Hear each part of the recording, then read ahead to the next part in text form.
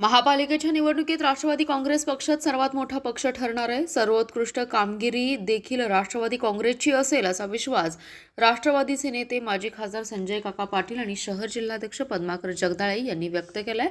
तर सत्तेत जाण्यासाठी भविष्यात शाहू फुले आंबेडकर विचारांच्या पक्षांना सोबत घेऊ असं मत माजी खासदार संजय काका पाटील यांनी व्यक्त केलंय। ते म्हणाले, महापालिकेच्या निवडणुकीसाठी राष्ट्रवादी काँग्रेस पक्षाने 33 उमेदवार उभे केलेत।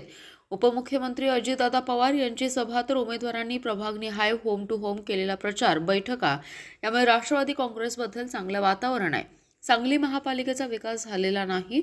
उपमुख्यमंत्री अजितदादा पवार यांनी पुणे, पिंपरी चिंचवड, बारामती शहराचा जसा विकास केलाय तसा विकास सांगली महापालिकेत अजितदादांच्या नेतृत्वाखाली करण्यात येणार आहे। त्यामुळे जनता साथ देईल। शिवाय सत्तेसाठी कमी पडलो तर कोर कमिटी आणि अजितदादा पवार यांच्याशी चर्चा करून निर्णय घेतला जाईल।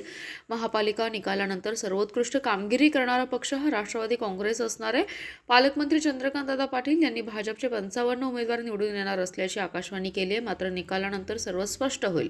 कोणत्याही प्रभाग क्रॉस वोटिंग होणार नाही। भविष्यात सत्तेसाठी जागा कमी पडल्यास शाहू फुले आंबेडकर विचारांच्या पक्षांना आणि उमेदवारांना सोबत घेऊ। काही कारभारी बदलायच्या नादात सामान्य जनता झिजते, त्यामुळे क्रॉस वोटिंग झाल्याचं आपणास दिसून येईल। काही जागा कमी पडल्या तर अपक्षांची साथ आम्ही घेऊ। जी हवा 15 दिवसांपूर्वी केली होती, आमची सत्ता येईल। काही जण सांगतात की आमच्या जागा 55 निवडून येतील। आता त्याला भविष्यवाणी म्हणायचं का आकाशवाणी म्हणायचा हा प्रश्न आहे। पण आपल्याला दिसून येईल की या शहरातील जनता ही निश्चितपणे चांगल्या नेत्याच्या मागे उभे राहील असा विश्वास त्यांनी व्यक्त केला।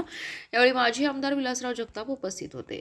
उद्याच्या 15 तारखेच्या मतदानानंतर 16 तारखेला जो निकाल येणार आहे तो अतिशय चांगला निकाल आपल्याला दिसून येईल। आम्ही बऱ्याचशा प्रभागातून फिरलो, प्रचार केला, लोकांच्या गाठीभेटी घेतल्या, लोकांच्या अडचणी समजून घेतल्या। आमचे नेते येऊन गेले, त्यांनी चांगल्या ताकदीनं या सगळ्या गोष्टींची सोडवणूक करण्यासाठी हमी दिली, खात्री दिली, विश्वास दिला। त्यामुळे या महानगरपालिकेच्या जी आपली 3 गावं येतात त्यामध्ये चांगले निकाल आपल्याला दिसून येतील। सरांनी मगाशी सांगितलं की 33 ठिकाणी आम्ही उभा केलेले आहेत आणि आमचा सगळ्यात हायेस्ट रेटिंग कमी जागामध्ये जास्त सीटा निवडून येणारा असेल।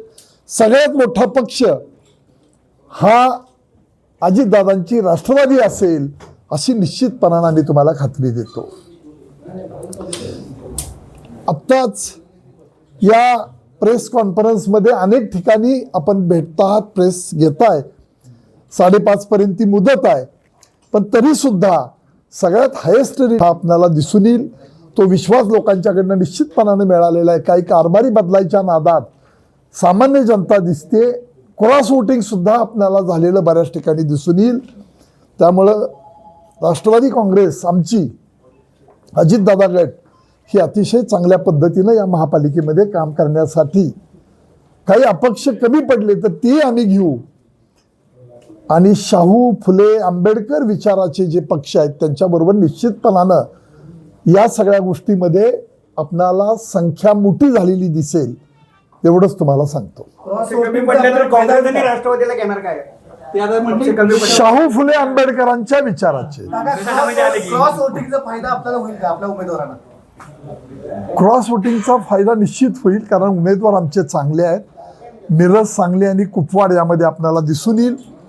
जी हवा 15 दिवसापूर्वी होती की आमची सत्ता येईल आणि काही जण सांगतायत की आमच्या 55 येणार आहेत। आता भविष्यवाणी म्हणायचं का आकाशवाणी म्हणायचा हा प्रश्न आहे। पण आपल्याला दिसून येईल की या शहरातली, या जिल्ह्यातली जनता ही निश्चितपणानं चांगल्या नेत्याच्या मागे उभा राहते।